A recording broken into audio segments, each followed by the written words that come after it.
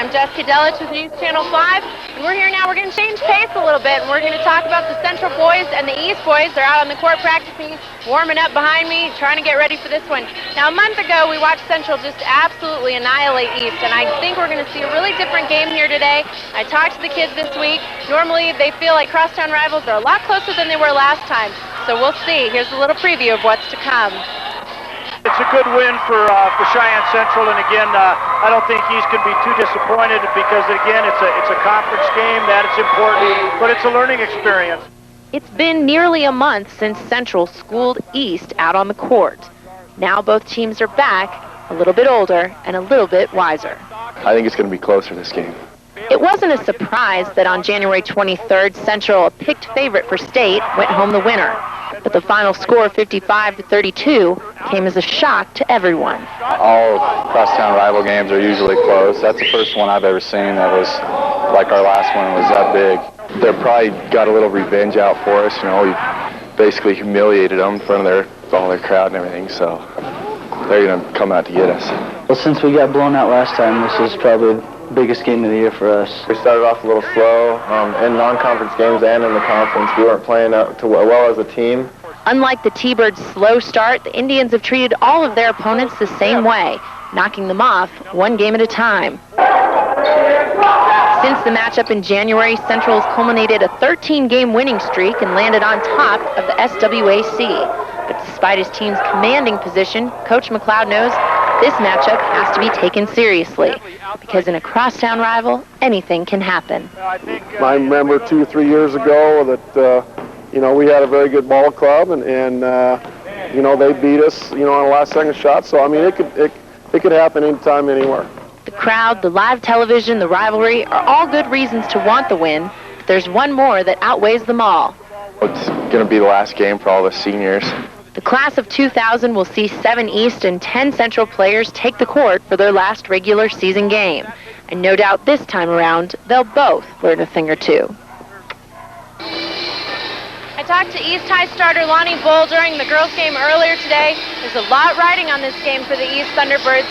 Depending on the outcome of this game, it will really determine where they sit going into regionals. So they have a lot to play for, more so than maybe Central, because Central's already got their automatic state berth, and they've already landed the top seed for regionals next week. So it'll be interesting to see what the outcome of this game is. Guys, back to you. Thanks, Jessica, as always. Back here at Story Gym for round 2 of our double dip. Matt Stranigan, Bob Ladd. A little insight here on the boys coming up here. Help me out, Matt. Well, it's going to be a good one. As Jessica pointed out, Cheyenne Central ranked the #1 team in the state following an upset victory by Sheridan last week over Gillette. The one thing I might disagree with Jessica on is I think Central's got a lot to play for. They've got regional tournament coming up, and although they have the #1 seed going in, last thing you want to do is go into the regional tournament doubting yourself. And East High, on the other hand, has played exceptionally well the last number of games. And they're a transition team, they're an explosive team offensively, where you got Kevin McLeod, his style, and Cheyenne Central, very deliberate. They run a lot of pattern stuff. So we're going to see a contrast of two teams, but again, it's the hometown matchup, Cheyenne Central, Cheyenne East, and they're playing for the Jim Story Trophy, so it's going to be a good one. Who are you rooting for? I work at Central, but the Laramie County School District #1 pays my paychecks, but I'll tell you what, as long as I'm here, I'm looking for a good game. I won't go on air and confess. Okay, give me some snipers here. Let's start off with the Indians. Who to watch for here on the Indian side? Well, problem East is going to have, Bob, is they got a lot of good players. They've got a lot of offensive threats. On the perimeter, Dan Stock is the one guy to watch. Dan is the leading scorer for the Indians, and he's a great perimeter shooter. And on the inside, they've got Paul Shaner and Craig Kerrigan. And Craig Kerrigan may have been had the best year of anybody. They were expecting a lot of things from Stock, and he's delivered, but Craig Kerrigan gives them a great deal of offense inside, or Cody Kerrigan rather, and Paul Shaner does as well. 6'9" Jake Merrill does a lot of things inside on the defensive end. Okay, let's take a look at the starting lineups today. First for the Central Indians, we got Dan Stock, Mark Lenhart, Paul Shaner, Cody Kerrigan, and Jake Merrill rounding up the top 5 for the Indians.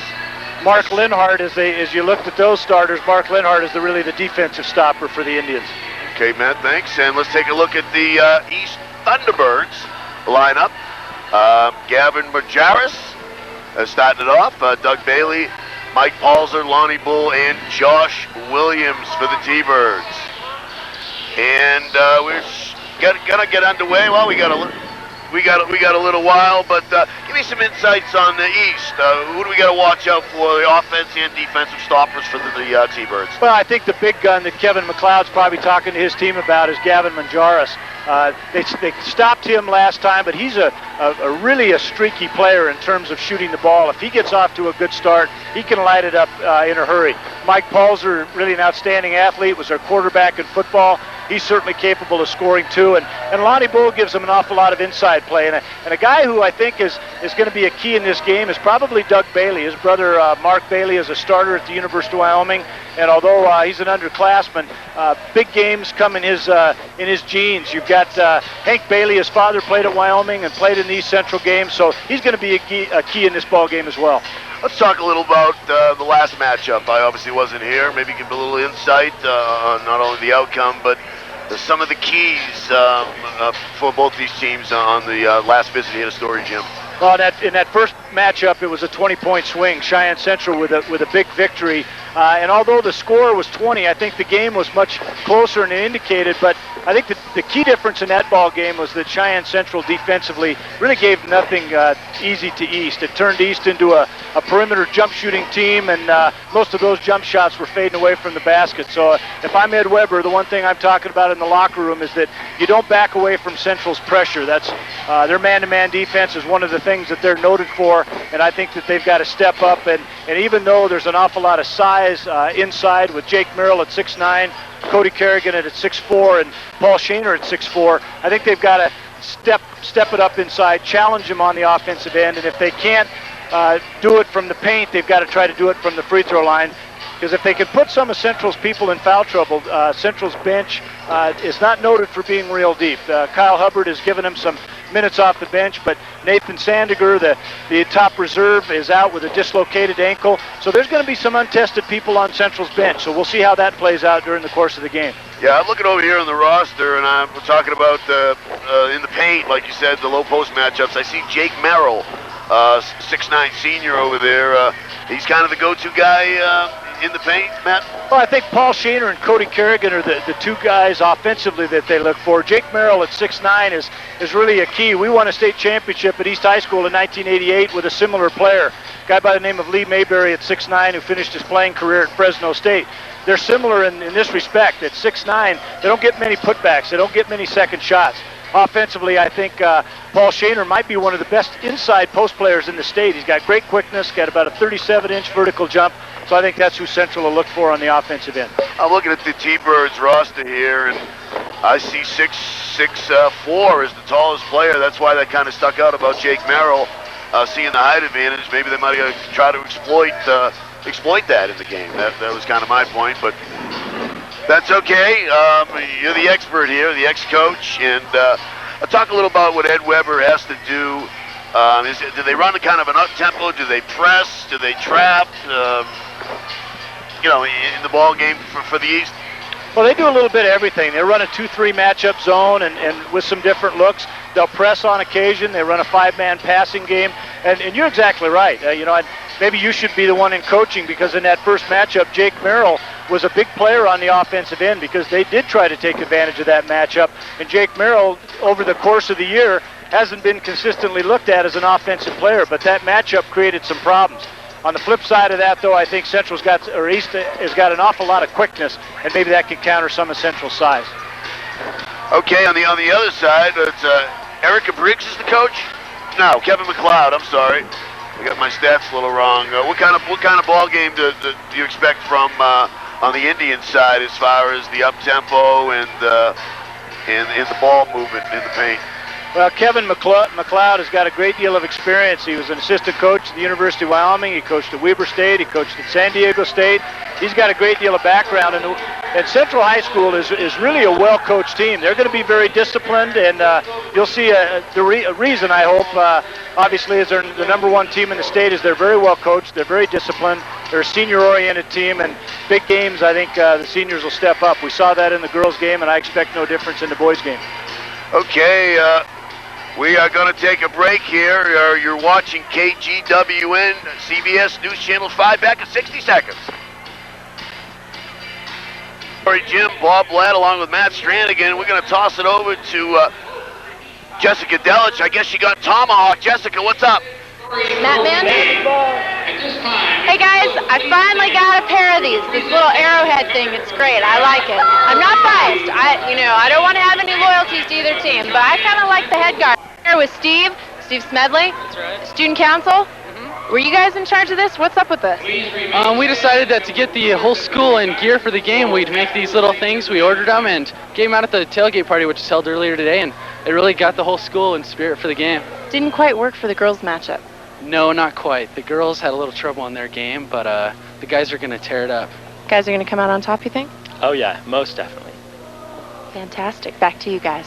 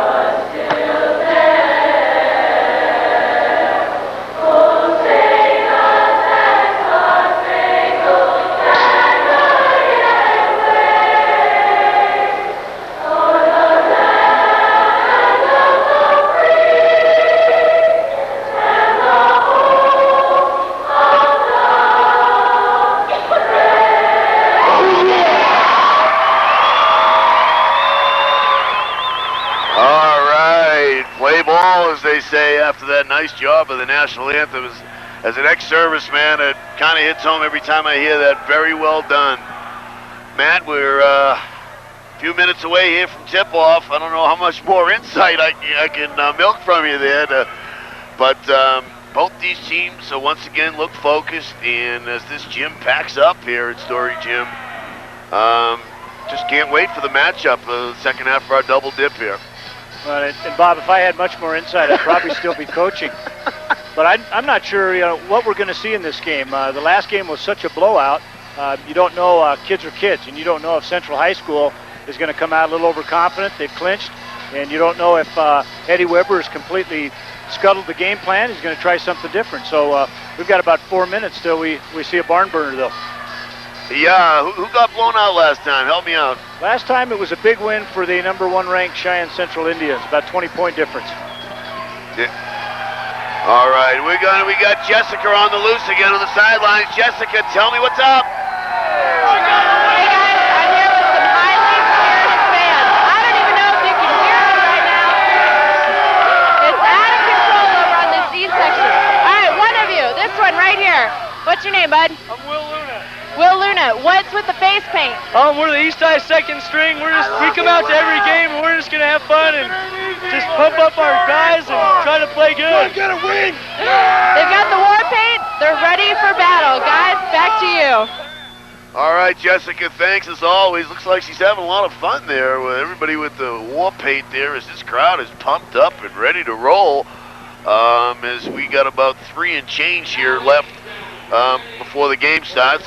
I don't know if we're going to have any festivities like we did in the other game. I just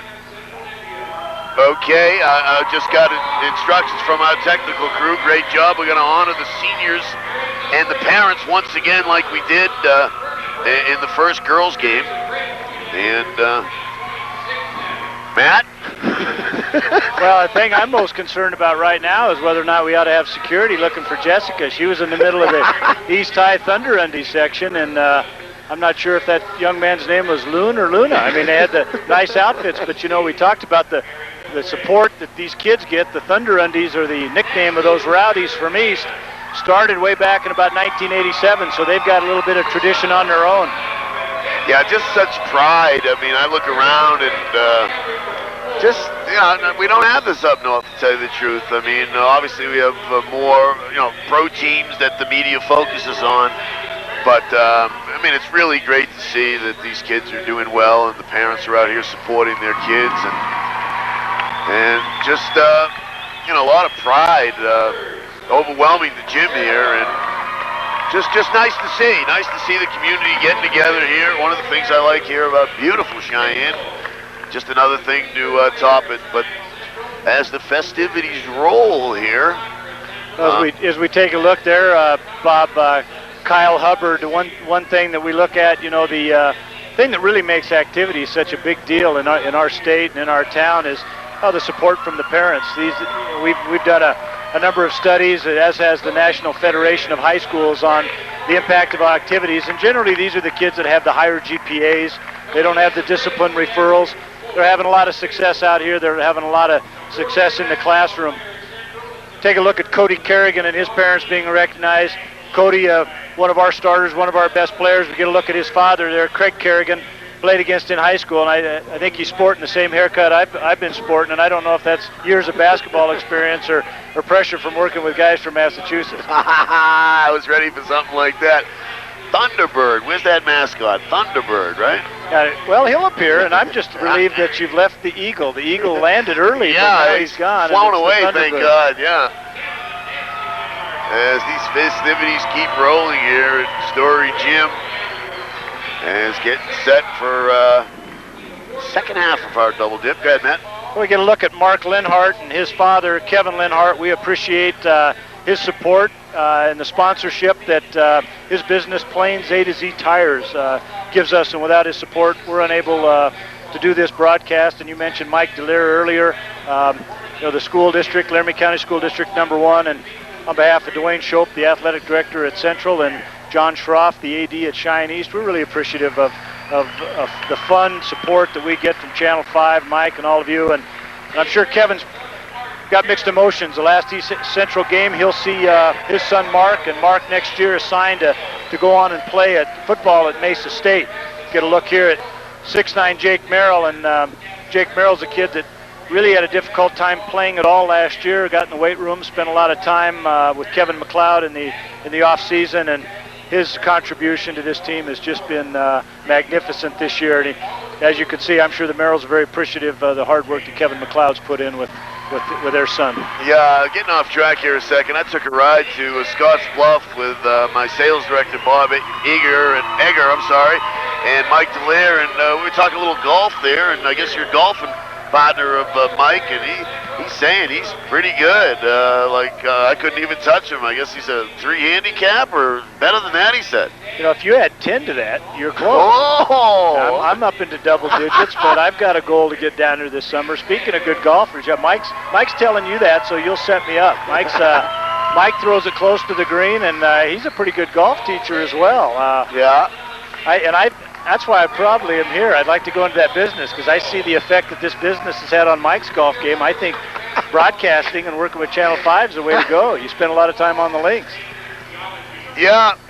Everybody at Channel 5 pretty much helping out. Go ahead, Pat. We got to take a look here at Paul Shaner. Paul Shaner moved to Cheyenne from Casper Kelly Walsh, and another community story, his brothers and uncles all played at Cheyenne East High School. Now he's wearing the red and black of Central. I know there's a lot of loyalty to your graduate high school, but I'm sure his father, Tommy, is really pulling for the red and black of Cheyenne Central today. Yeah, I want to touch on what you said earlier. Good point about none of this happening without the sponsors. I'd like to, thank all the sponsors we have for really helping us out. Delta Dental, Capital Lumber, Plains AZ Tire, Deneen, Investment Broker, Summit Window. The list goes on and on. Hope I didn't miss anybody. If I did, I'm sure I'll hear about it. Terrell Doyle, I'm sure I'll hear about it from Mike. But this is excellent that the coverage that the Channel 5 gives the area here in was it Laramie County? Is that what you call it? Uh-huh. Okay. Yeah, just because you really don't see too many high school games. I mean, I've never seen a high school game televised unless it was, at the old Garden or the Fleet Center now, where it'd be state championships if he won game for all the money. But this is just outstanding, getting the community involved, and I'm sure everybody's tuning in and very proud of these kids as just beaming these parents out here alongside their children, man. Well, it's really a lot of fun, and I'll guarantee you the broadcast doesn't hurt our walk-up crowd. This place is filling up, and I guarantee you it's got to help VCR sales, because I'm sure every one of these kids and their parents have that thing queued up so they can see their sons and daughters play at night. Interesting introduction there, a real sign of respect. They introduced Wally Stock and Dan Stock, the all-state point guard for Cheyenne Central. He gets booed by the East section. That's a good indication of how good he is. That's a sign of respect. No doubt. No doubt. As the time buzzer's going off here as we're wrapping up festivities, as the Indians, as you see on your TV, are huddled up at center court. We're back to taking some warm-ups here. And as the festivities wrap up, kids look like they're getting ready to go. And so are we. All right, we're going to take a break here. You're watching KGWN News Channel 5. We'll be back in 60 seconds. Welcome back to Story Gym. Bob Ladd joined, as always, with Matt Stranagan. And Matt, we forgot to introduce the referees this afternoon. Pat Green and Stu Nelson. You got a little story behind Pat Green. I guess you told me you've been a ref for 23 years helping out the community here. Well, I've known Pat for a long time. Pat was a real good basketball player at Sheridan High School and played for my father at the University of Wyoming for many years. And we had a little discussion before the game. He doesn't remember how my Idaho State team drilled his University of Wyoming team, but that's how officials are. But this will be Pat's regular season game, last regular season game, and retiring after 23 years. And Pat and I, as I said, go a long ways back. When East High School won the 1988 championship, Pat Green was out there when we won. So he's one of the few officials I can say I really like. But on the serious note, both these guys are outstanding officials, Stu Nelson and Pat Green. I can't tell you were ever a coach going by with your thoughts on the officials. That's just totally shocking as the starting lineups are getting introduced here. Whoa, a little dipsy-do flip. Boy, you see that with the cheerleaders? That's something else. Then we got on the other side here as the Thunderbird mascot is cheering on as the kids are getting introduced. Let's run down the starters in case you were getting a cup of coffee or a cold one. Gavin Majaris, Doug Bailey, Mike Palzer, Lonnie Bull, and Josh Williams rounds up the top 5 for the East T-Birds. As we got flips and rolls and just a real fun atmosphere here. Okay, we're going through the Indian starting lineups. Let's run that down for you once again. Dan Stock, Mark Lenhart, Paul Shaner, Cody Carrigan, and Jake Merrill. Jake Merrill, all seniors here for the Indians. As we are finally anticipating a tip-off here, Matt, as we look to get underway shortly. Well, we talked at length about this being a big game. They're playing for the Jim Story Trophy. Possibly more importantly, from the kids' vantage point, they're playing for the bragging rights, the crosstown rights. And from the coach's perspective, you got Kevin McLeod, who's compiled a tremendous record at Central High School, 73 and 23 over the last 4 years. And Ed Weber, first-year coach for Cheyenne East. From their perspective, it's big because they're going into the regional tournament and they want to go in with a victory. As the band's playing at Story Gym, we are seconds away from our doubleheader Dipsy Dip here. As we're looking to get underway here shortly as both teams huddle up. Last second instructions from both coaches. And if it's anything like the first game, we got our hands full. I'll be really surprised if it's not. Last game, Central got off to such a good start offensively, and their defense was as good as I've seen it. That's the one thing that would concern me as a coach, is that these guys have played at such a high level of efficiency all year long, ranked #1, and the 5 kids that you see out there in the white suits are the ones that are compiling the majority of the minutes. So I'm sure Eddie Weber's thinking about make the game up and down, and let's see if Central High School's bench can play. We are officially underway here. As controlling the ball is Dan Stock. Stock driving to the left. Looking around, trying to find someone open, looking for some help, finds it. His body's hitting the floor already. He's stuck. Kicks it out to Lenhart. Lenhart driving baseline. Oh, got away with a walk, I think, as Stock's going to open the game with a three, and a nice quick start there for the Indians.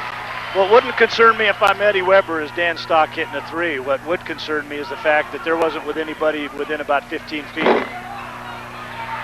Yeah, that's a good point, as the defense has to come up and take the three-pointer away, especially if they start making him, obviously. Going the other way, Stock controlling the ball, and he definitely got fouled, no question there, as I don't have the 35 here. I think we got Josh Williams with that foul. Josh, a sophomore, 35. And again, if I'm Ed Weber, I'm really pleased with the start. Even though you get a three, they're in a man-to-man defense. They're up, they're pressuring the ball, and East High wasn't that aggressive in that last time, and so we've seen a change already to the start. Lenhart nearly got the ball stolen away from him. Kicks it out to the big man, Carrigan. Carrigan drives baseline, avoids the pressure, and then he got some as he gets his own fumble back, kicks it back out to Stock. Stock down low in the place to Shaner, drives, fouled. One thing, Bob, you take a look at Paul Shaner there at 6'4". I mentioned in the opening remarks that he's got a vertical of about 37 inches. The thing that really impresses me is he's got great footwork and great inside quickness for a kid as big as he is at 6'4". Okay, gonna bound the ball here. Merrill kicks it out to the field, General Stock. Stock swings it down low and missed the bunny. Wow, they let him this kid just towering over it. Everybody. Jake Merrill, they're gonna get offense. That's a tough call. Usually when the offensive player has position in the paint, it's usually a defensive call now. Well, Jake Merrill got the ball so deep in the post, you want to try to convert those, but I talked about Paul Shaner, and we had a good shot from the cameraman there that there was a hand up around that rim, and he has the hops. Okay, as they got a little muscle tussle underneath, loose ball on the floor, Bailey picks it up. Bailey, a little quick swing underneath. There you look at Kevin McLeod. Can't be real happy about that because nobody boxed out, and the relentless offensive boards by Cheyenne East. Okay, we got some free throws happening here. There's number 42. I think we got Lonnie Bull at the line, number 42. All right. As going back the other way. 3-2. Field goal and a safety here early. 6:10 just got underway here in the first quarter. As the Indians controlling the basketball. Down low, all alone. Jake Merrill lays it in. 5-2. We got a mirror image here. Two teams both playing solid half-court man-to-man defense, and great help by Cody Carrigan. Yeah, a little out of control there. It's number 42, Lonnie Bull, as he turned the ball over. And we're going to go back the other way. Now bringing the ball up, Stock. Stock patiently holding up fingers, letting the nose set the play. Stock to the right. Throws it over to Lenhart, swinging the ball around. Lenhart back to Stock, looking for the open guy underneath. Outstanding pass. Outstanding pass to Paul Shaner, and he did a little dipsy-do and laid it in. 7-2, Indians on top, as we got a charge here, and we got a player down. I think we got Josh Williams, got undercut a little bit there, and he hit the turf hard. Yeah, we got a timeout here. They're going to look at this kid. Hopefully just got the wind knocked out of him. I don't know if we've got an advantage of a replay right now, but that last possession by Cheyenne Central really kind of mirrored what kind of team they are.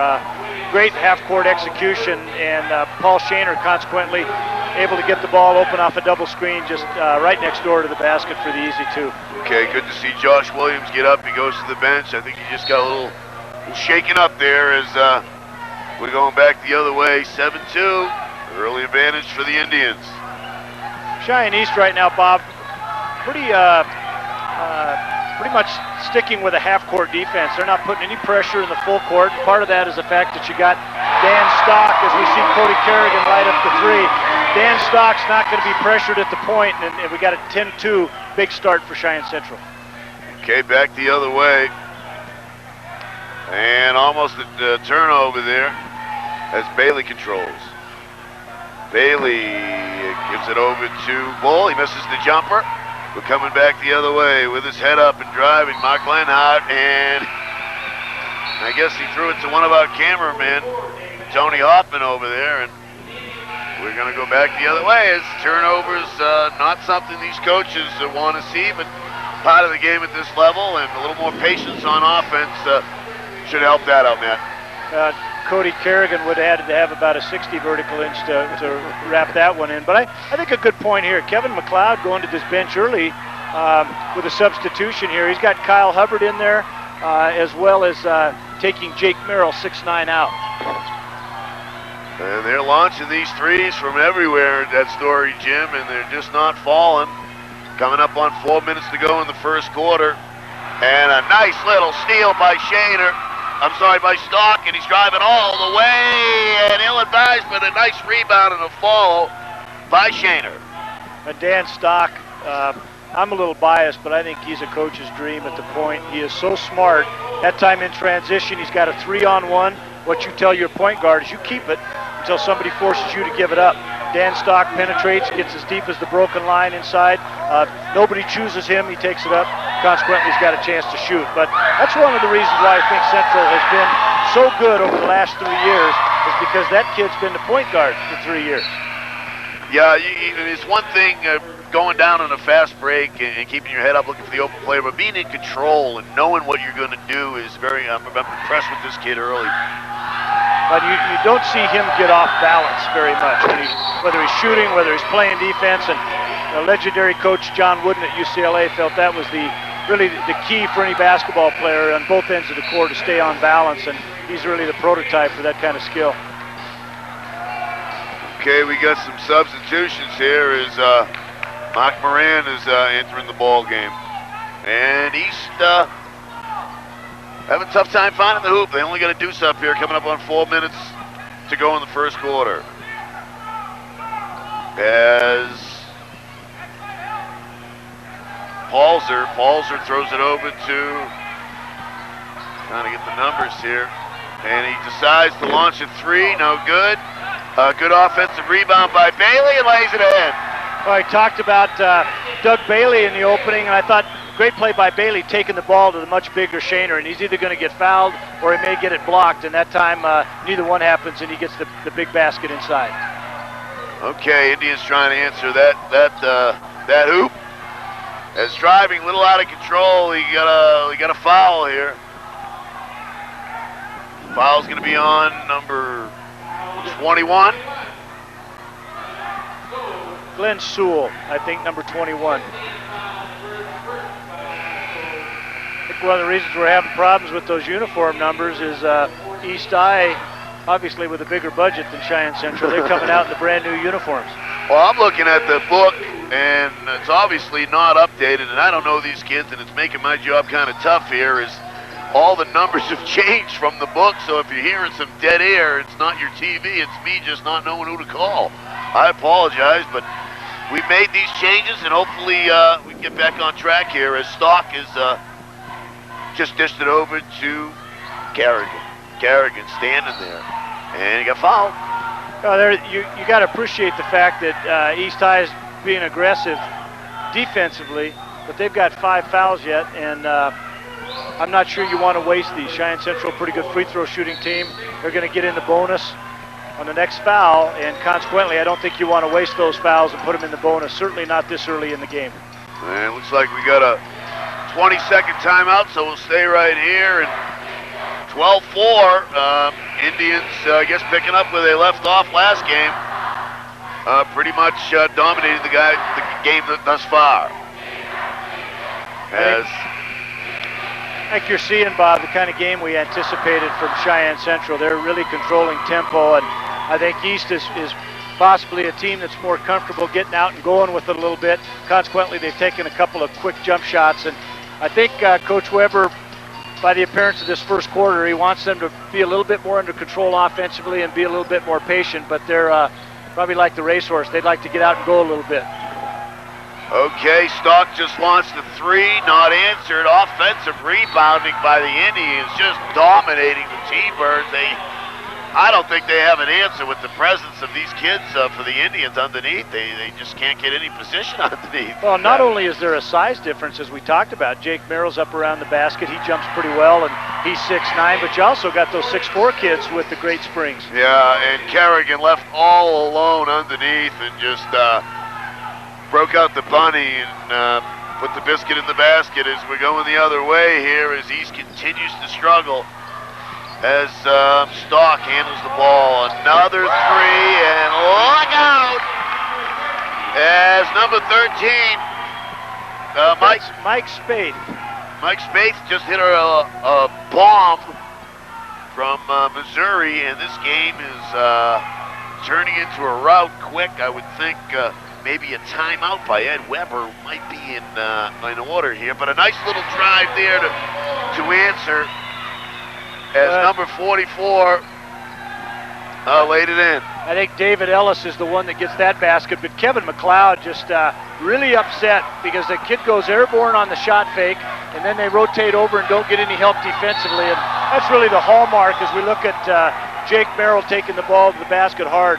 The hallmark of Kevin McLeod coached teams have been great half-court defense, and we saw 2 breakdowns there, and Kevin not happy. Okay, Jake Merrill did get fouled as he was underneath and got hacked. He's going to be shooting a couple free throws. 17, lucky 17 to 6 for the T-Birds as the mascot's pretty quiet there for the T-Birds. I don't even see him. He's kind of ducking out now because right now the Coach Weber's team's in trouble here. Is fresh legs coming in for the Indians, Matt. Well, I think the biggest play of this first half might be the fact that Mike Spaeth buried that 3 from the corner, only because everybody in the States talked about the talent level of Central, but it only goes 5 deep. And you've got Kyle Hebert into the game early, giving him solid minutes. Mike Spaeth able to give Kevin Linhart a blow, and while he's in, resting Linhart, he buries the 3. Okay, going to wave off that hoop. And we got a foul underneath. Kevin McLeod barking out instructions to Jake Merrill. You know, as a coach, used to amaze you when kids would give up the baseline. I used to wake up screaming in a cold sweat and scream and take it away, and sometimes they still do it. Well, that's probably why you're sitting next to me now. That's one of the reasons, Bob. Okay, Glenn Sewell. Glenn Sewell is going to launch a 3 from Nebraska and bury it. Wow, did I pick his name out of the hat? And he did nothing but net and cut the lead in half here. 18-9, coming up on a buck left to go in the first quarter. Well, in the spirit of second-guessing officials, Glenn Sewell probably should have had another one coming up because he got undercut a little bit on that 3 and maybe should have had a 4-point play opportunity. Yeah, good point. There definitely was contact as Cody Carrigan just walking the park and how you doing? Dipsy-doo, lays it in, no problem. Turnover here by the East as number 40, Paul Shaner, and now there's a steal going all the way, and real hustle play there. I think Glenn Sewell keeps the ball alive.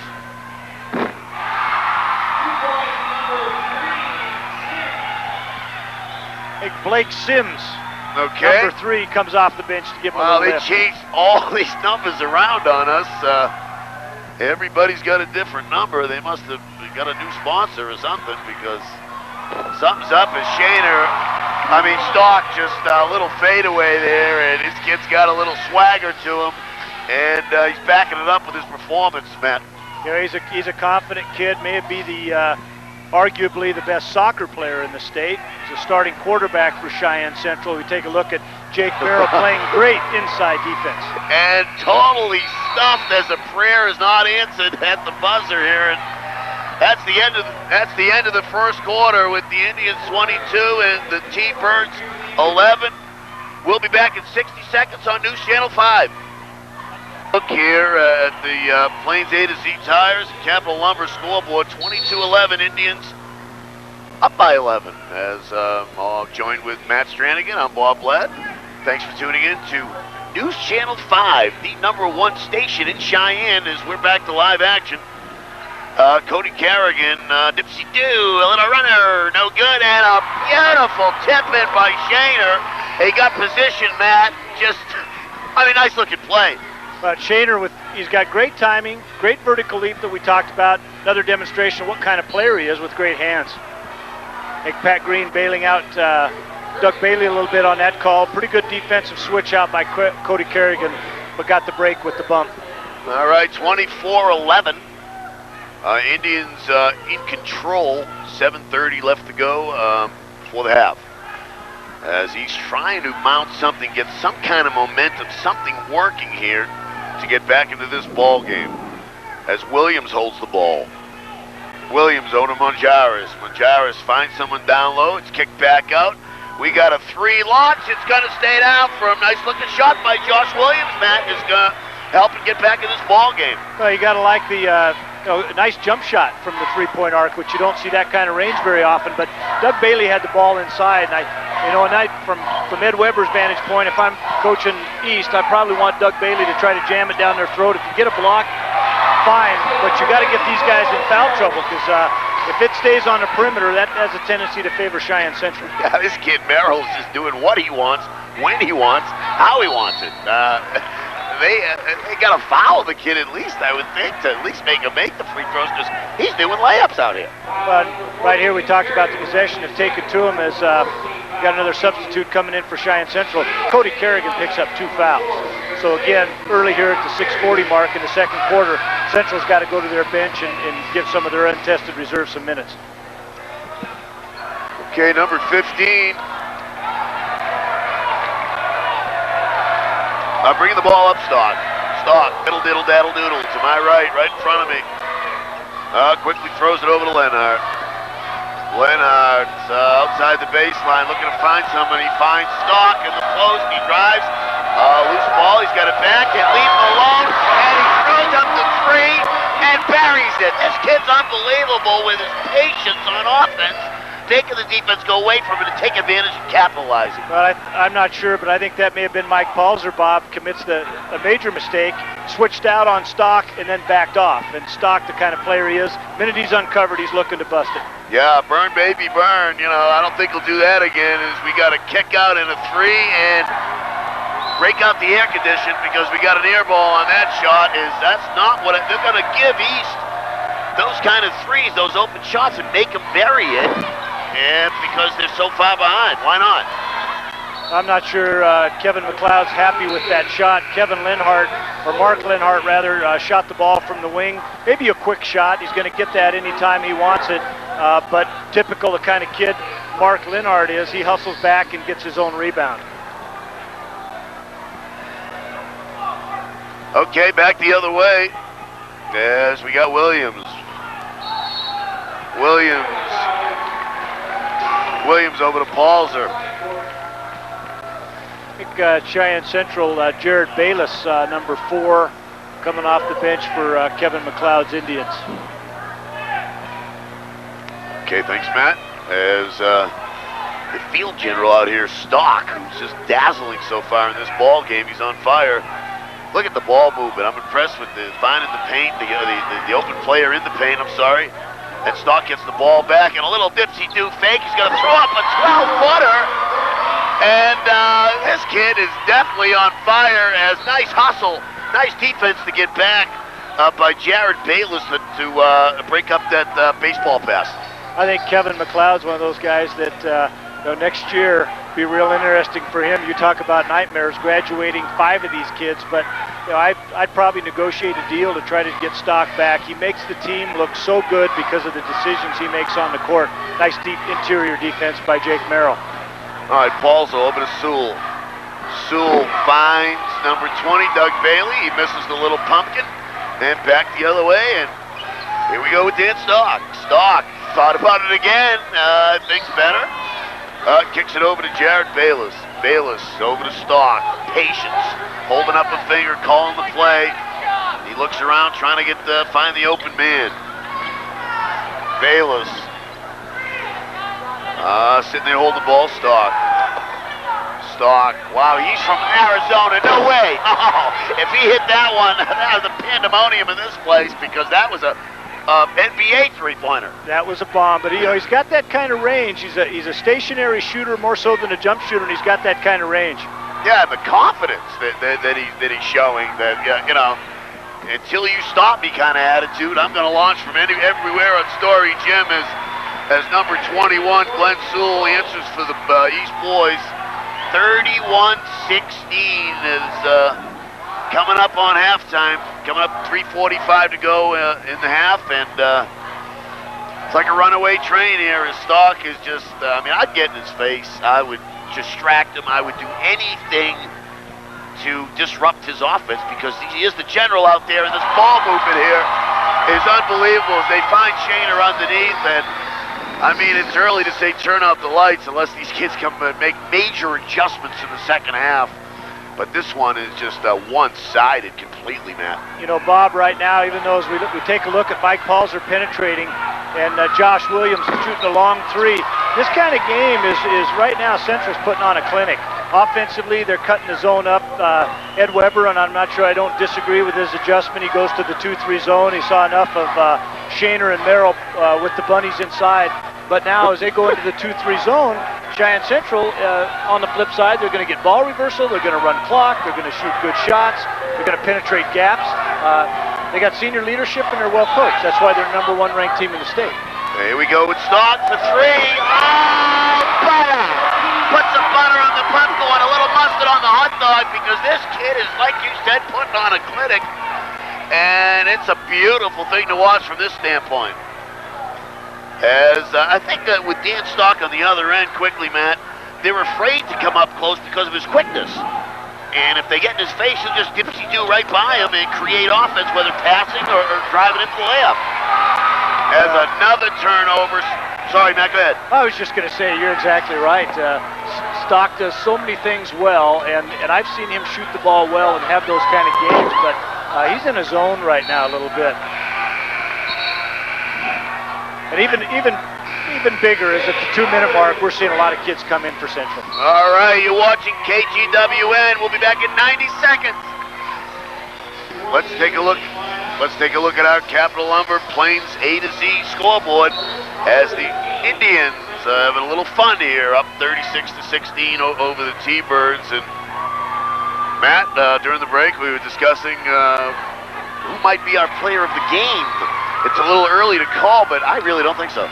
Well, again, you talk about odds, but unless Stock has a nervous breakdown, I might think about that. But if this thing continues, we've got a 36-16 difference with a minute 44, and there's an awful lot of time left. And with the three-pointer as a coach, I don't think I ever feel like I'm out of it. But right now, East High's got a quick shooting because Central is too good defensively, and on a quick shot, they've got great inside rebounding position with their size difference. As we take a look at that, we just talked about David Ellis burying that long one. Yep. The threes keep you in it, 36-19.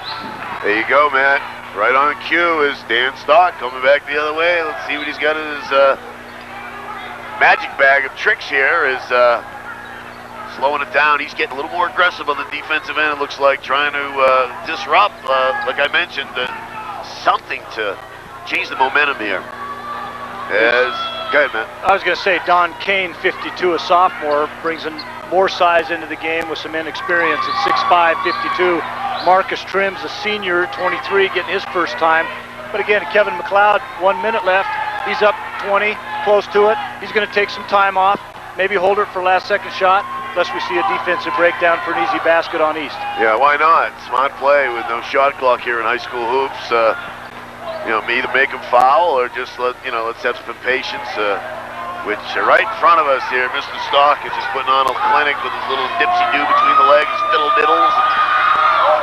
As they're moving the ball around, coming up on 25 left to go here before the halftime. Stock just faked the shoes out of Blake Sims. I think he's got to go to Foot Locker or something and get a new pair of shoes. Wow, he came after him like a house on fire. David Ellis just rejected. He just projected Marcus Trim there as Marcus walking away, looked at the scoreboard though, pointed to the East player, you know. Well, I think what you're going to see there, that's a shot that Kevin McLeod didn't want, not because it was blocked, but because we got 17 seconds left. Right. You don't take a minute off the clock and shoot the ball from the perimeter. Sure, good point, yeah. Especially when he was out in three-point country. Okay, coming up on 10 seconds to go. They're going at it. We're going to get an elbow call here. Going to be on number 3, Blake Sims. Well, and guess who's going to the line? Well, in Central High School, trying to hold the ball for the last second shot. If I'm Eddie Weber, I asked Blake Sims, why do you foul stock? It's kind of like the last ball game when we send Pappas to the line. But I think Kevin McLeod's done a nice job of getting a lot of his young kids in the game, getting them experience, and most importantly, getting some valuable time for his first 5. Yeah, I like a lot of class shown there by Coach McLeod as he took out Marcus Trim just for a second, just to point out, don't do that again kind of thing. But yeah, go back in the ball game and redeem yourself. Put some confidence in this kid's heart. Well, and you're exactly right. That's why Kevin McLeod has had such a great deal of success. He's tremendous with the X's and O's, but he does a good job on that affective side, making sure that the kid's still in it mentally. Yeah, exactly. Good point there is he's pushing all the right buttons, obviously, if you want to take a gander up at the scoreboard. 38-19. Indians all over the T-Birds here as we wind down. We'll see if we can get a last-second shot off. Wow, they left Shaner. Number 20, Doug Bailey, to go free. And he's going to pick up the foul. Nice little drive as he checks his chin out there to make sure his teeth are all right. And maybe give Delta Dental a call if one of our sponsors, if he needs some work.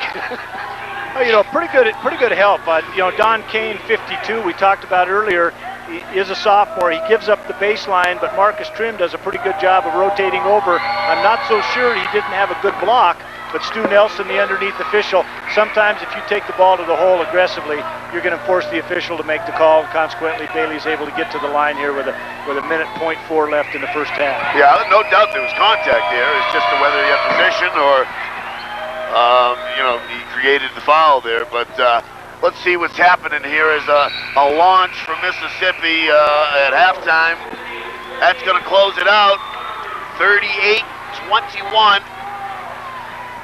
Is the score here at halftime as the Indians are totally dominating, and we're going to throw it over to our connoisseur there on the sidelines, Jessica Dellis. Jessica, what's new? Guys, I'm out here with head coach Ed Weber. We've been here before, Coach. What are you going to say to the guys the second half? They've got to obviously turn it around. They're going in with a sizable lead right now. Well, we just have to try to box out, take better shots. They're shooting real well, so they're playing very well, Central is. Now, was there any... Good luck in the second half, Coach. Take care. And we're going to go to a quick commercial break, but we'll be back with more live coverage from Story Gymnasium. Stay tuned. The athletic director at Cheyenne Central has done a great job. Dwayne, your observations on the first half? Well, I think we were just real fundamental and real athletic. I think Kevin's done a great job of keeping them under control, kept his game plan. Just took good shots, the kids are knocking them down.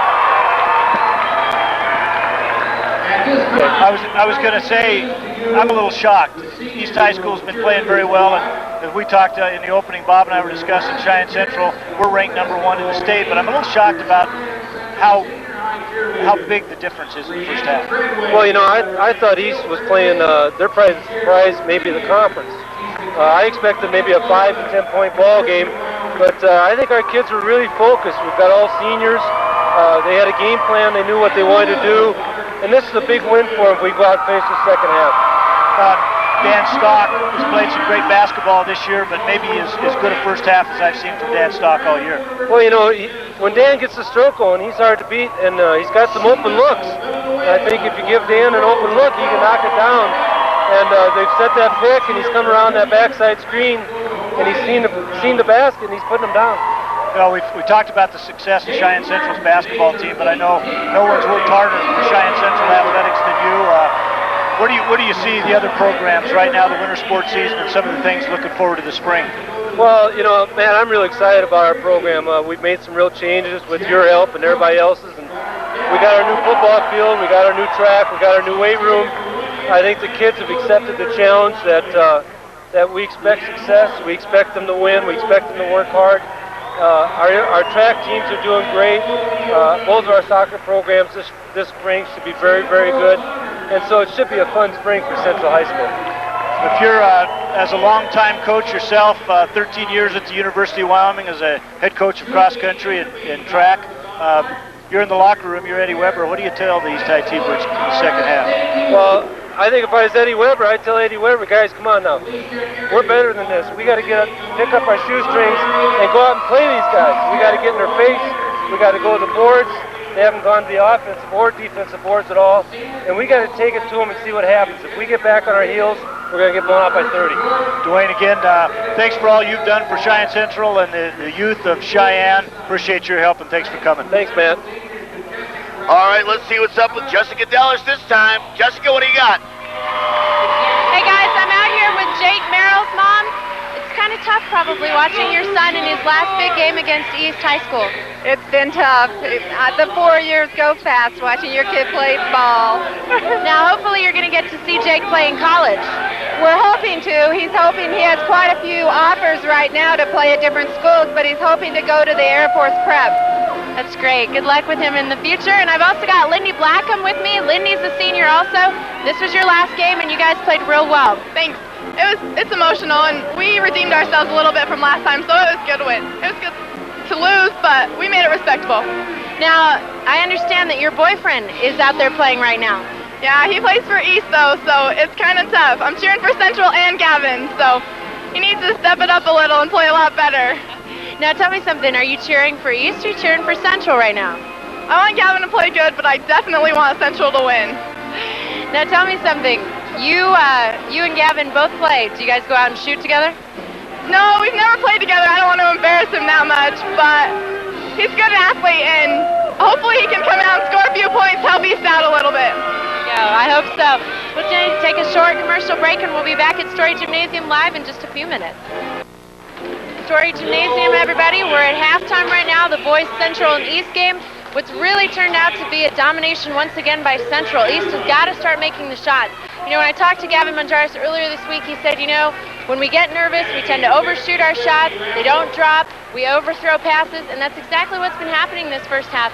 East has really got to control themselves, control their game, get everything back, and stay calm and confident if they're going to make any type of run. They've also got to keep Central from making the key baskets that they have, because they have just been accurate, dead on accurate every time they take a shot. We're going to come back with more live coverage. We'll be back here at Story Gymnasium in just a few minutes.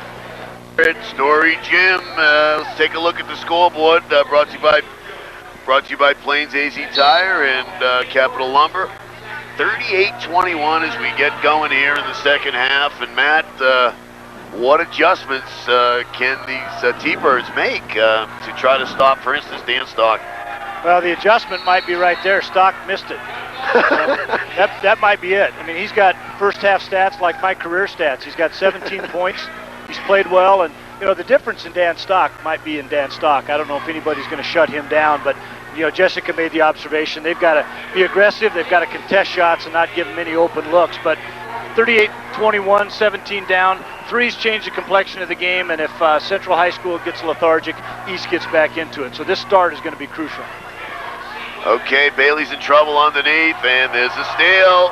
And all alone, let's see what Stock's got now as he does the smart thing, kicks it back out, and he gets the ball back, feeds it down low to Merrill. Merrill looking around, finds Lenhart. Lenhart back to the Giant there, and he's just not going to stop that post-up move by Jake Merrill, man. You know, two things in that possession tell you why Central's number one. Dan Stock had a mismatch down low, didn't force the bad shot, kicked it back out. Merrill was thinking about the 12-footer with a guy in his face. He didn't. Gave the ball up, got back on the blocks where he's comfortable, consequently gets a 2-foot baby. Yeah, it's looking pretty nice out here. Is another steal. Cody Carrigan gets the ball and a baseball pass, and just an easy two for Shaner as 42-21 coming up at 6.5 here in the third quarter, and domination, man. Well, East High has got to get back and cover the basket first, and that time they extended a little bit as we see Shaner with the jump, gets a good block and keeps the ball in play. But you know, right now I think East High School seniors got to step up a little bit, and there's a lot of time left in this game, and there just doesn't seem an awful lot of motion, and that's what happens when you get down big at these type of games. But there's a long way from being over when you get a look at Shaner's footwork inside and the foul. Yeah, I think the pride factor comes into play here. You say step it up. I mean, nobody likes to be embarrassed, and these kids got to dig down deep and play hard and focus at the task at hand. I think they're just overwhelmed by the Central offense here. I mean, there's just no stopping, and an air ball at the free throw line. Well, and as Dwayne Shope pointed out, the Central Athletic Director at halftime, he was expecting a 5-point game. East High School's been on a run, and these games are funny sometimes, but as you ask me at halftime, what do you do to get back into this thing? When Central's playing as well as they are, it's not a case of East High playing poorly. It's that Central first half was virtually flawless. Yep, good point. 43-21. Coming up on 5.5 here to go in the third quarter is East moving the ball around, trying to show a little patience here on offense, get a good shot to get some kind of momentum, some kind of confidence working for them. And just the swarming defense of the Indians is just not letting them do that. Get a good look on a picture right now about ball side defense. Central's got four kids on the ball side. Yeah. So there's always in a help position. They've got one person standing away from the ball, and when you see poor defensive teams, they're spreading out, they're defending, maybe playing great defense, but it's 35 feet away from the ball where it doesn't count. Central, on the other hand, is so well coached and so solid, it makes it real tough for them to get good looks. Yeah, good point. And Stock has the ball, throws it down low to Kerrigan. They're playing catch here. We got a whistle. And I think David Alice reaching over on the block. We had a little two-man game going between Kerrigan and Stock, and that's tough because you got a mismatch with Kerrigan on the block, and if you extend out on Stock, you see what happens. Yeah, I mean, this kid can shoot net, he can shoot glass, he can shoot, pretty much doing what he wants out here. As we're going to launch a three out here, and David Ellis buries it, and he's barking to his teammates. Come on, guys, let's pick it up. Let's get going here. Trying to get some kind of momentum, like I keep stressing here, but a long way to go. 45-24, coming up on 4.5 here in the third quarter. As the field general, Mr. Stock. I'm going to start calling him Mr. Stock. Getting my respect over here. As we have another whistle, another foul. And fouls on Manjaris. And that's the third foul on the leading scorer, which doesn't help because we talked about the three-pointer. Ellis knocks it down, and you're right, he's screaming and trying to impart some emotion on the part of his teammates, and there's so much time left. They've just got to be solid defensively. Okay, and Stock's going to launch a three, and what do you think? This kid's unconscious. He's just dominating, single-handedly destroying the T-Birds. He's one of those kids that, and there are a lot of people have debated about, can he play at the next level because he's only about 5'10", but you can't measure that kid's talent by height. He is such a solid kid, great student, makes such great decisions on the court, and as you've seen, he took about a 27-footer and rimmed that out. Soft off the glass. I think the guy can play at the next level at a lot of different places. He's just an outstanding player. Big time. I think, like you said, it's what's inside of you. The kid's got a lot of heart. He's got so much determination to be the best that he can be. I mean, I sound like a beer commercial, but the kid's just letting it all hang out here, and I think the T-Birds are kind of in awe. They're looking at this kid like, he's unstoppable. They really shouldn't be taking that approach. Maybe a couple hard fouls. Anything. You've got to do something to distract this kid, take him out of his game. Well, Central High School won the state championship in 1998 with probably a lot more talent, but I'm not so sure that this team doesn't execute every bit as well offensively and defensively. And the nice thing, if they continue this, is that they're playing real well at the end of the season, and that's when it counts. I mean, you could hear a pin drop at this gym right now. Everybody's sitting on their hands. Everybody's kind of sees the outcome before it's ended, kind of thing, and they're looking forward to going out and getting something to eat. Definitely, things are quiet here at Story Gym. Well, these games are funny. Generally, they're real close. Doesn't matter rankings, doesn't matter talent level or mismatches. These games are generally close. So when you see the kind of spread that you're seeing today, I don't think anybody in the Cheyenne community is used to it. Even the student body, the ones that are painted up and ready to be obnoxious, are quiet. I don't see. I mean, I know it's a big rivalry. I talked to people at the station. I don't see it. I don't see the intensity. Obviously, the score has a lot to do with that. As we're going to get a bomb from North Dakota, no good. He gets his own rebound and lays it in. Has about an 8-footer. Number 21, Glenn Soule. Nice little play there. 48-27, coming up at 3.5 here in the third quarter. As number 12, Kyle Hubbard. Hubbard dishes it off to Shaner. Back out to Lenhart. Lenhart to Stock for 3. No! Unbelievable, as this kid is adding fuel to his own fire. I mean, he's just unconscious is the only word I can say. This kid's playing that. You know, he shoots the ball so well, and the question you've got to ask if you're Ed Weber is why? Why do you give him the uncontested look? I'm convinced he can shoot the ball from perimeter. Now I want to see is he as effective taking the ball to the basket.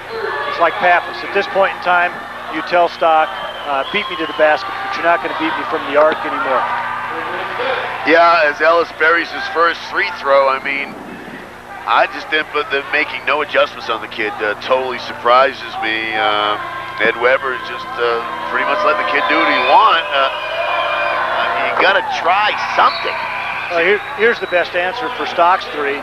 David Ellis gets fouled shooting a 3, and he's got 3 chances to score with the clock stopped, which obviously has got to help limit that spread with the 3:26 mark of the third quarter. All right, good call. He missed that one. He was shooting a 3 when he got fouled. I was wondering why he was having breakfast, lunch, and dinner at the free throw line. He hit all 3, did he? He did. Nice hat trick there. As 51-30. Coming up on 3 minutes to go here in the third quarter, and we got a timeout. And we're going to take a quick break here. You're watching KGWN News Channel 5. We'll be back in 90 seconds.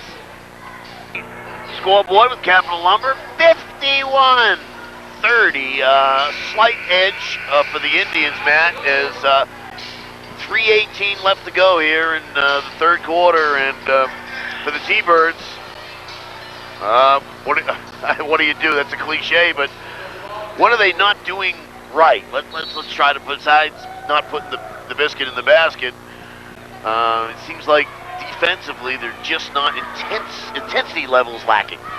Again, I think they're trying to put pressure on the ball, but Central's half-court execution, as we take a look right now, they set screens. East tries to switch screens. They don't communicate. There's some breakdowns there, but I'm still convinced that their half-court execution is really the difference in this game. Yeah, I mean, I was the closest defender on that play to Shaner, as underneath he was just nobody around him. Somebody, defensive miscue assignment, totally lost there. As that's just an unexcusable kind of thing where that kid could be that wide open underneath. That's why if you're going to be a good team defensively, there's got to be an awful lot of communication. And if they're setting a lot of screens, your philosophy's got to be you switch them all or you fight through. And that time they didn't fight through the screen. They didn't switch. They had a double team on the same man, and consequently Shaner gets open. I was worried that you set a slight edge. It's a 23-point game. That's like saying the Watergate burglary was a minor mistake. That's a little northern sarcasm there. You know, I am totally aware of this score, but trying to keep people tuned in at home. You know, maybe they heard it getting a sandwich or something, thought it was a close game. Well, this is really good. Still, I don't think Central's the kind of team that's going to get real sloppy as we take a look at nice inside move by Paul Shaner. This is a different game, and Central's getting ready for the regional tournament, and they may be in this position again. So how do you handle a 23-point lead? How do you execute, and how do you take care of the ball? Nice little move there and a foul as he ducked his shoulder, Doug Bailey, and went in for the layup. Didn't make it, but a nice looking play there. And you hope it's not too late for Cheyenne East at 2:23 mark here in the third. But I think I like what Bailey did there. Bailey's going to maybe get that shot blocked, but he doesn't back off. Right. You know, Shaner doesn't think it's a foul.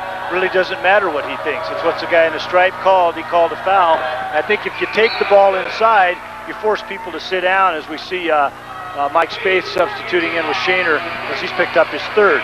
But that type of effort, I think you take the ball to the hole early and challenge him. Maybe Shaner sits down in the first half before this thing gets out of control. Okay, we got this second end here as Bailey misses.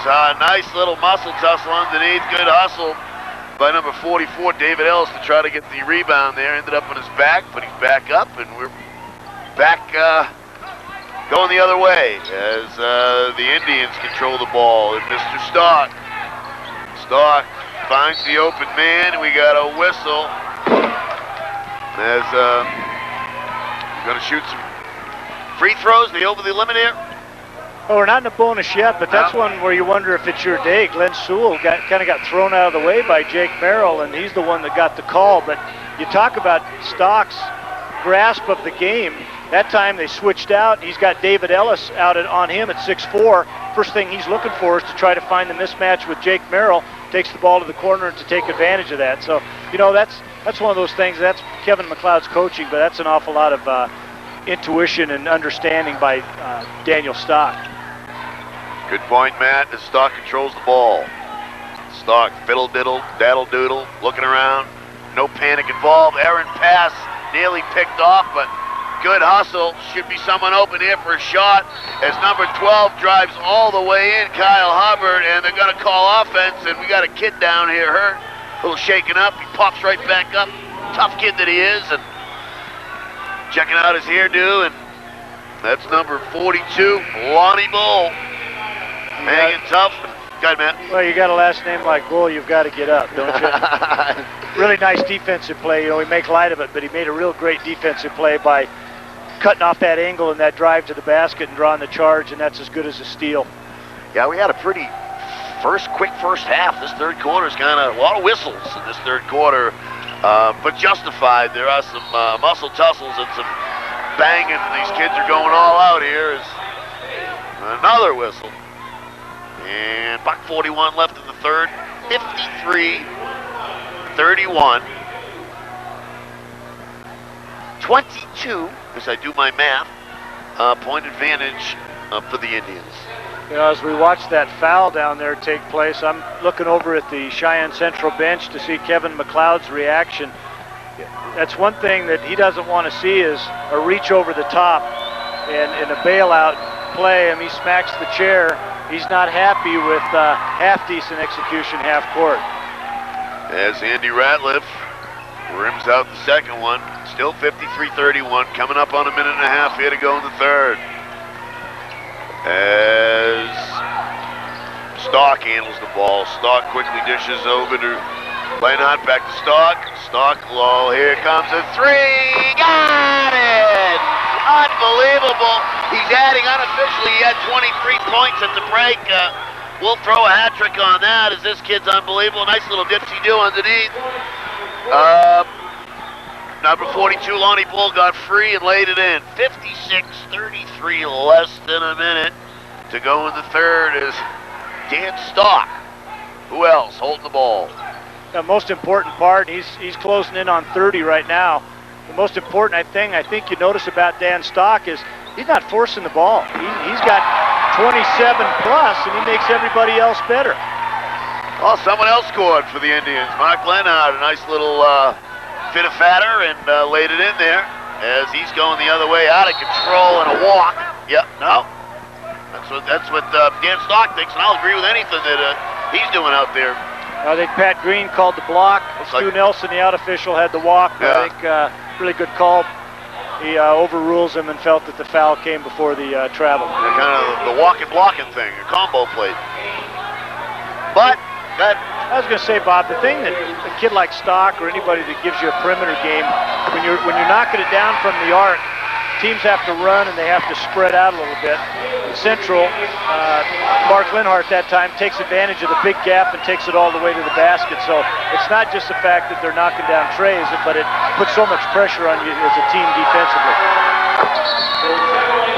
And gonna get some substitutions as Lonnie Bull Hit the second half of that. 58-34. 30 and change left here to go in the third quarter. Indians totally in control here as we wrap up the third quarter. Well, let's see the patience on Stock here. I'm sure they're going to go for the last shot. Coming up on 15 seconds to go before the end of the third quarter. And handling the ball is Hubbard. Hubbard swinging right. Hubbard with his head up, looking for the open player. We got a whistle, and going to probably be an offensive foul. I didn't see any. I think we got a possession foul. We got a 5-second foul on Hubbard. Yeah, I haven't seen, if I can get this out, maybe 3-second calls. And I see a lot of these in the boys and girls kind of camped out having a barbecue, and I haven't seen one whistle for 3 seconds, man. Well, that's a good sign of good coaching, good play, and on the part of both teams. All right, we're going to take a break. You're watching KGWN News Channel 5. We'll be back in 90 seconds. Or kind of a insurmountable lead unless the building falls down or something. The Indians just totally dominating from start. And let's see the finish. As Shaner's handling the ball, throws it down low to Merrill, and they're going to get a foul called on number 44, David Ellis. He doesn't like it, going over to talk to the referee, but I don't think it's going to change his mind at this point, Matt. David Ellis, though, as you talked about, big spread in the game, and he's still out there. He's playing like it's 0-0. I'm watching him, and he hasn't backed down at all. And there's a little rainbow from 3. Mark Lenhardt getting in the act here is 61. We hit the 60 mark, 34 for the T-Birds. This crowd's trying to come alive here as all the faces painted on the east side is kind of melting a little. It looks like these kids got their arm folded and they don't look real happy here, but hey, they're out here supporting their classmates, and that's what counts, man. Well, as we look at Doug Bailey on the line, he and Paul Shaner getting into a little bit of a mud wrestling contest and an emotional foul. Paul picks up his 4th foul here with 7 minutes left. Dan Stock, 26 points and leading Central, and I think you might be right. It might be an insurmountable lead only because you've got Stock getting some rest now, and he's probably going to come back, and if Kevin McLeod doesn't choose to give some guys some time, but they have a tendency to really take care of the ball. Look at this hustle. Look at this hustle, and a nice save there. Oh, I didn't think he would cross the timeline. His hand was before the line. It's right in front of us. I think I had a better view than the referee, but Que Sera Sera is Indians are going to get the ball. 7 minutes left here to go in the ball game, man. Well, it's Pat Green, the guy that made the call right in front of us, and maybe it's because his 23rd year and last year, but I think he called him out because I think Marjaris' arm was on the line. Ball was still in play, but arm was on the line. Yeah, okay. And I know I need to go home and get some sleep because when I start agreeing with officials' calls, I know I've been out too late. Yeah, as an ex-coach, that's really hurt. Not a good sign. Yeah, well, got to talk about something. This game is kind of out of reach here as we got some down low paint and a little rainbow mist, and the rebound goes to Lenhardt. Lenhardt's going to throw. Oh! We got a little stuck bubblegum ball there as that's got stuck to the bottom of his shoe or something off the glass. And going to be East basketball as the referee's over there saying, I can't believe what I just saw. I mean, that happens once in a while, but I've never seen it at the high school level. Well, and another good call. A stuck ball is a jump ball. Right. The change of possession goes to Cheyenne East. Cool. All right. Good. Okay. Inbound the ball here. The Sewell's looking for something to do here is to try to get this team back. Nice little move underneath and a nice dish. A nice dish to number 42, Lonnie Bull, and he's kind of sticking out on the east side. Go ahead, man. Well, I was going to say, Bob, there was a neat matchup there that last time. You got Cousins against Cousins. Doug Bailey, number 20 for Cheyenne East, and Paul Shaner. Well, the ball was being taken out of bounds. They're kind of in each other's face in a good-spirited sense, talking a little bit. And when Bailey took him to the basket and got the assist. He was coming back down the floor smiling. So you got the rivalry, you got the family relations in the different colors. Yeah, I don't know if Patty Duke is in the audience tonight. What's that name of that show there?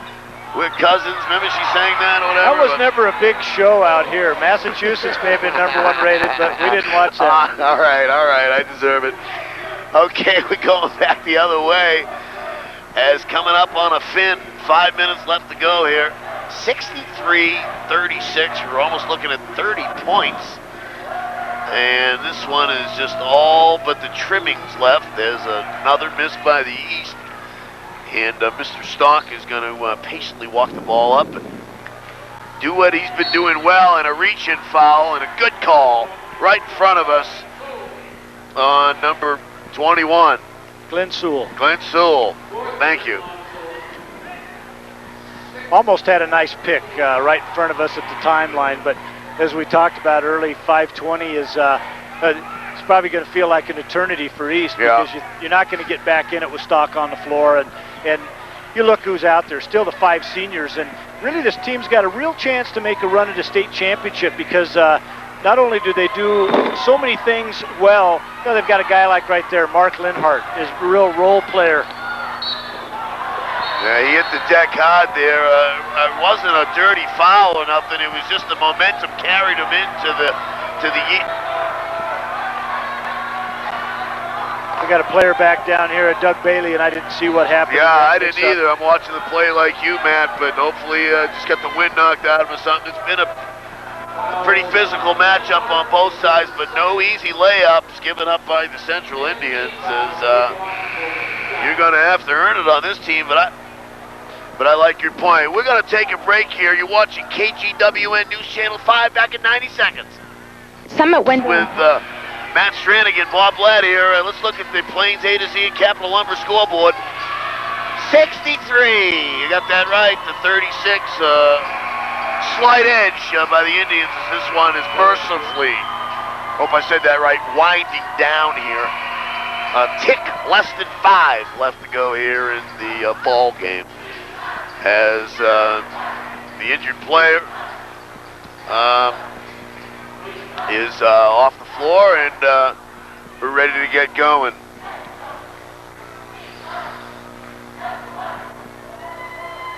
And little discussion here on our player of the game. That's a tough call. Yeah, it's a toss-up. I mean, everybody's contributing immensely. I was just a little biased. This kid's dazzling, but you've had a couple kids play outstanding. Yeah. Jake Merrill's had an outstanding game. Yeah. Brian Stock's been outstanding. Player of the game probably ought to be Cheyenne Central the way it's gone. It is a team ball game, exactly. But talking about Jake Merrill for a second, his dominance in the paint sets up Stock because everybody's swarming in when they kick it back out to Stock. It just leaves them open bunnies, to shoot. So we'll decide our player of the game. We got kind of the vote in. I got Jessica Dellitz over here. Give me the business, and we're going to try to work this out and get back with you as we have some substitutions coming in the ball game. Yeah, she submitted about 6 ballots in 30 seconds. I don't know. Going crazy over there, Jessica. Jake Merrill, we've made that observation before, but Jake was not an offensive factor at all this year, so he's really added that to his game, and he's another kid that probably has a chance of playing at the next level just for that reason, because you don't coach 6'9". That happens. Yeah, but like you said, the kid went in the weight room and bulked up, I think you mentioned earlier, and it's just making him too tough to move out of the paint without fouling the kid, and his height advantage just towers over anybody. They can't even get a hand in his face. Well, we just saw Mark Linhart, another kid who spent an awful lot of time in the weight room too, hit that running jump shot as Palzer takes the ball to the basket. Great follow by David Ellis. Yeah, nice little fall there by Ellis as creeping closer, coming up on 4 minutes, 65-39. Indians tomahawking the T-Birds here at Story Gym in beautiful Cheyenne. No, Bob, I'd be remiss at this time if I didn't mention assistant coach for Cheyenne East boys team, who's not here today, Marty Ellis, who was an outstanding player in his own right at Casper Kelly Walsh. Father passed away yesterday, Don Jackson, who's well known to basketball fans around the state, and our sympathy and best wishes go out to the Jackson family, and certainly, you wonder sometimes. Marty's an important cog in that East High program, and he's not able to be here today, but our prayers and sympathy to the Jackson family in Casper. Yeah, touch of class there, Matt, no doubt. Our condolences, as you stated. And we got some free throws happening here. Number 42, Cody Carrigan's at the line, made the first one. And swish on the second one. 67-39. Clock slowly ticking away as a nice little dipsy-do move there by David Ellis as he totally dominated going into the paint uncontested and laid it in. I wish we had a camera on Kevin McLeod that last time. You saw the dribble drive to the basket, and he's up 28. He's just disgusted, shaking his head. Can't believe they gave up an easy basket. That's his expectations for this team defensively are so high, and that's why they're where they are. Yeah, and from what I see from this team, I think they can challenge anybody. I mean, I don't know the other teams they're going to compete against, but it seems like a good mixture. The post with Merrill, Stock, Shaner, the ball movement, Kerrigan. I mean, these seniors are just putting on exhibition. I mean, if they keep focused, the sky's the limit for these kids, and obviously well coached by Kevin McLeod. Well, and you're right, Bob. You get into regional and tournament competitions. There were times when we had great teams going to regional. You get upset because you're thinking about something else. But with seniors, and not only these kids seniors, but they're good citizens, they're good students, and the key for them is you need a little bit of luck, an awful lot of discipline, and the bye I think helps them. They're sure to go into the state tournament. When you get there, you got to have this kind of game, and we've seen that all year long. Obviously, the team for them to beat is probably going to have to be Gillette. Everybody, I guess the basketball experts are going to think about Gillette as the team to beat, and it's going to be an interesting matchup as you see Stock knock down numbers 27 and 28. But it'll be a different matchup. Gillette's a team that loves transition basketball. They run up and down the floor. They shoot a lot of threes. And for Central, it's going to be a different matchup because their depth, although we've seen some strong bench play from them today, their depth will be a difference in that game. But obviously, you got to get there first. As Stock skies for the rebound. As he's bringing up the ball. Coming up on 2.5, 69-41. Indians doing a powwow here on the T-Birds. As mercifully, this one's winding down. We got a whistle underneath. Pick number 42, Cody Carrigan, was fouled. Has a nice hand while you were talking, Matt. Paul Shaner, the bench was on their feet. Really appreciate the effort that kid did, the job that he did today. And we got some free throws happening. And look at the support in the back of the Indians bench there is, and Dan Stock's coming out, and we're going to, Coach McLeod's going to empty his bench here as I think now he thinks this one is in the bag. That's funny because as a coach, you never think it's over. But I think one thing that will be interesting, we watch Kevin McLeod, there's 2:25 left. I think the guys that he's got out there now, before it's all said and done, are going to be the determining factor whether or not this team wins state. I don't think you win a state championship with 5 kids. We didn't at Cheyenne East. I haven't seen basketball around the state where teams win it with five kids. You've got to have role players. You've got to have a team devoid of egos. So I think as we watch the next 2 minutes, we'll see if Coach McLeod lowers his expectations for some of these guys. Right, and like you mentioned earlier, the intensity up by 30 or whatever, Coach McLeod still barking at his players, wanting the effort to the finish line. Not just put this one in the bag, even though it is, but build on this, keep improving as they enter the tournament, like you mentioned. This is really good because these are minutes where East wants to close the gap here at the end. We saw Trent Killer, number 21, make a good decision, get fouled on that drive, but you're exactly right. They're going to want to get solid minutes from a couple of these kids. 2 minutes left in this one. And we're continuing to empty the bench to get the subs in, and I guess the East has done the same. I don't recognize too many of these kids from my book here, and it's an air ball at the free throw line. That's a little embarrassing, but it all boils down to the scoreboard, you know. There's a difference between head coaches and assistants here. That McLeod still had a grimace. Tony Cox, the assistant, Phil Vigil, and Randy Philbin, they enjoyed it. Yeah, they're all laughing. The head coach can't relax until the whistle blows. Yeah, I'm sure you'll hear about that post-game. Buck 45, mercifully left in this one, 69-45. Indians should hang on to this one as got a turnover, and East is going to have the ball. As number 12. I think number 12, Dylan McIntyre, now checks in the game. Okay, thank you for that, Matt. Jason Woodward also. And I've got to correct that, Bob. That's Danny McIntyre. Okay. I was close. His brother Dylan was a really good player on an excellent team, and his father, Scott McIntyre, was a long-time assistant for me at Cheyenne East. It was an outstanding coach. Okay, we got a timeout on the floor here as Coach McLeod wants to talk to his players. Why? I don't know, but maybe he's, making reservations. He's just telling them where they're going to eat after the game.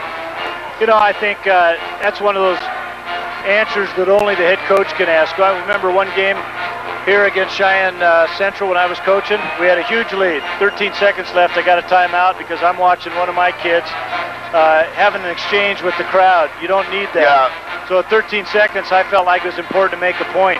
And I'm sure Kevin McLeod's talking exactly about what we're talking about. This isn't cleanup time. This is a minute 30 of solid minutes that he wants to see from these kids because he'll need them down the stretch. Yeah, as I just saw the Thunderbird mascot running away. I mean, he's not sticking around for this finale here. He doesn't want to hear it from the Indian fans, and pretty much I don't blame him as he did a mad dash to the locker rooms. Did you see him? Well, if I were you, I'd be concerned he's not coming over here. You're calling him an eagle. Thunderbird, I've been good lately. As soon as I get my mind right here. Coming after me. Okay, 69-45. 1:29 left to go in this ball game, and this has pretty much been determined, Matt, since the first quarter, first few minutes. I mean, these just came out on a 12-4 run, I think, or something like that. They just never looked back in the rear view, and they just been speeding along without getting any tickets. Well, and you're right. They've just been solid from the get-go. I know it was 10-2, 12-4, something like that early. Stock gets a bunch of threes early, and we talked in the girls' game about how getting Alexis Pappas off to a big start would mean a separation, and in the boys' game we saw that. East allowed Dan Stock to get going early, and consequently everybody else followed his lead. As we wrap it down here with a minute 23 to go, I'd like to thank the whole staff here at Channel 5, our director Jeff, our cameraman Tony, Melissa, Peter, Tom, our technical director Carrie, Frank's on audio, Mike's our timeout coordinator, Mike Wesley, also slash news director at the station. Jen is on the crew helping out. Justin, Tony's in the engineering helping out. Keith, we got grip work by Luke and James, and of course Jessica on the sideline. And Matt, what a pleasure working with you, doing color. I've learned a lot, very knowledgeable for helping me out. I mean, I don't know the players very well, but things have went pretty smooth. And I am Bob Ladd, and I'm very happy to have the chance to work with you and enjoyed it thoroughly. And I look forward to doing it again in the future, man. Thank you. It's been a lot of fun, Bob, and I want to reiterate my thanks to Mike DeLear and the staff at Channel 5 for the great job, and for as long as I've been around this community, the support that we've had in the last year since Mike DeLear came on board has just been incredible.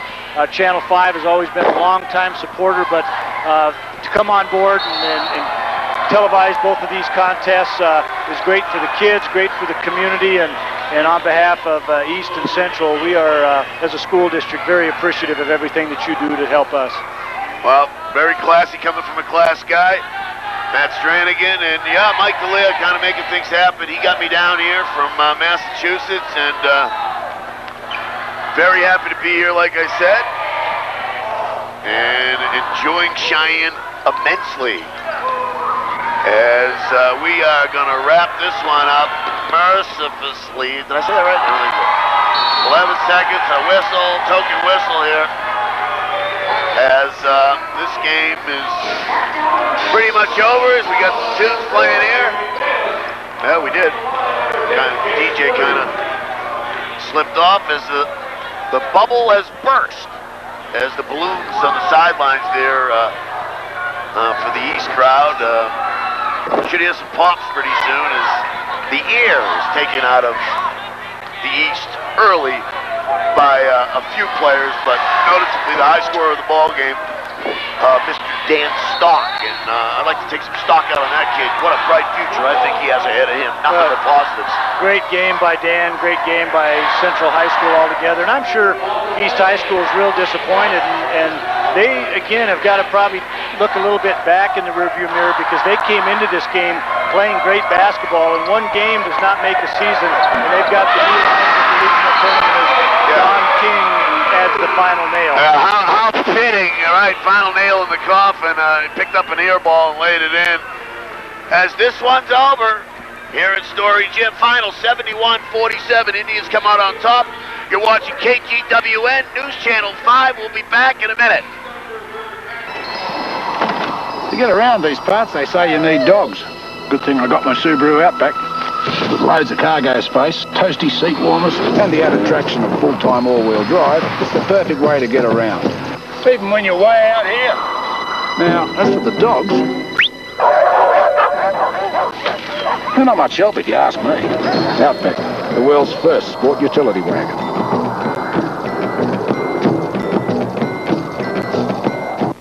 Oh, another Monday. Time to get up, honey. Okay, things I need to do today. Drop the kids off at school, pick up groceries, and stop by Safecard to get more info on their flexible employment hours. I heard they offer above-market pay, paid training, fitness room, cafeteria, game room, benefits, tuition assistance, and more. I can work as a retention consultant and still be there to drop off the kids in the morning and pick them up at night. This is just what I've been looking for. Safecard to be a part of our company.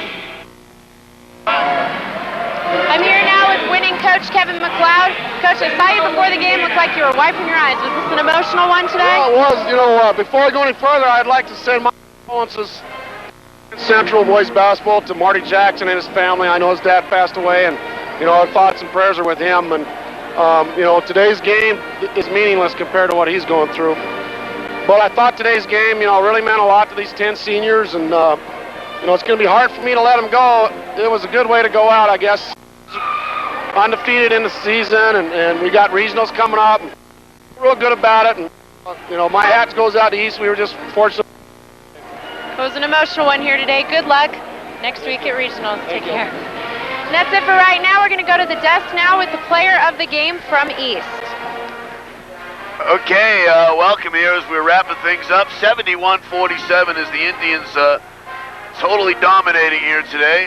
Bob Ladd with Matt Stranigan. We got our Delta Dental player of the game, and that would be Dan Stock for the Indians and David Ellis for the East boys, as we're just awaiting these kids to come on by the broadcast desk, and here comes David, but we're going to throw it quickly over to Jessica Dallas. Jessica, what's up?